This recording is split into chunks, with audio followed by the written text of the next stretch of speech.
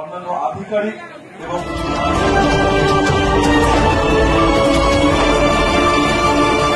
আপনারা দেখছেন শিলিগুড়ি এক্সপ্রেস। জলপাইগুড়িতে জাঁকজমকপূর্ণ বন মহোৎসব উদযাপন। আজ 17 জুলাই জলপাইগুড়িতে বন মহোৎসব পালিত হল। উৎসব মুখর পরিবেশে মাননীয় মুখ্যমন্ত্রী মমতা বন্দ্যোপাধ্যায়ের ঐকান্তিক উদ্যোগে আয়োজিত এই অনুষ্ঠানে উপস্থিত ছিলেন বিশিষ্ট অতিথিরা ও সাধারণ মানুষজন।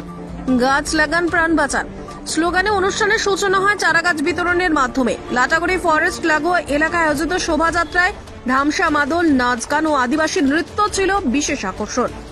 বন দপ্তরের উদ্যোগে কর্মীদের স্মারক সম্মান, বিভিন্ন বিতরণ অনুষ্ঠান ও মনোমুগ্ধকর সাংস্কৃতিক পরিবেশনায় জমে ওঠে বন মহোৎসব।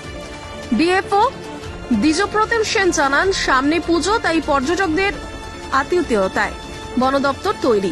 উৎসবে জেলার নানা প্রান্ত থেকে প্রচুর মানুষের অংশগ্রহণ ছিল চোখে পড়ার মতো। সবুজ বাঁচাও, সবুজ দেখাও, সবুজের মাঝে বিবেক জাগাও।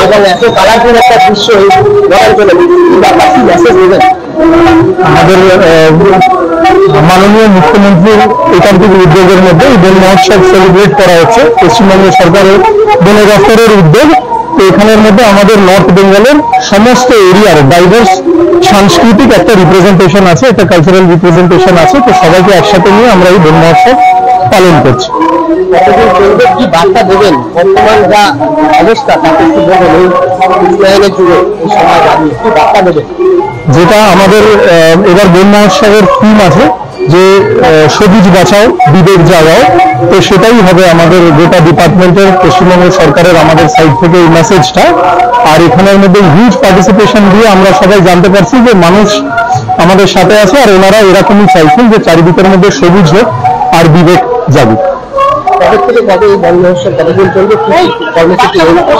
আমাদের আলাদা আলাদা ডিস্ট্রিক্টের মধ্যে আলাদা আলাদা দিনে বন মহোৎসব হয়েছে। আমাদের জলপাইগুড়ি জেলা স্তরীয় বন মহোৎসবটা আজকে পালন হচ্ছে।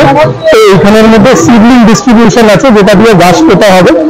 আর তার বাইরে সাংস্কৃতিক প্রোগ্রাম আছে, রবীন্দ্রসঙ্গীত আছে, আমাদের লোকাল কমিউনিটিজদের কালচারাল প্রোগ্রাম আছে। আর জয়েন্ট ফরেস্ট ম্যানেজমেন্ট কমিটিজ যে ডিভিডেন্ড আছে ওইটাও ডিস্ট্রিবিউট করা হবে।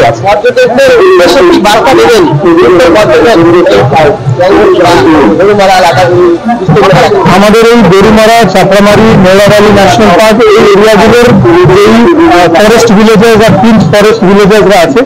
আমাদের এখানের মধ্যে লাইভলিহুডের সোর্স, একটা বড় সোর্স হচ্ছে ট্যুরিজম। তো ট্যুরিস্টরাই আমাদের একটা বড় বন্ধু, ওনারাই আমাদের বেস। তো আমরা বলবো যে এখানের মধ্যে সব মানুষ ট্যুরিস্ট ফ্রেন্ডলি, তো ওনারা বেশি থেকে বেশি মাত্রায় এসে লাইভলিহুড যেন জেনারেট করতে পারে।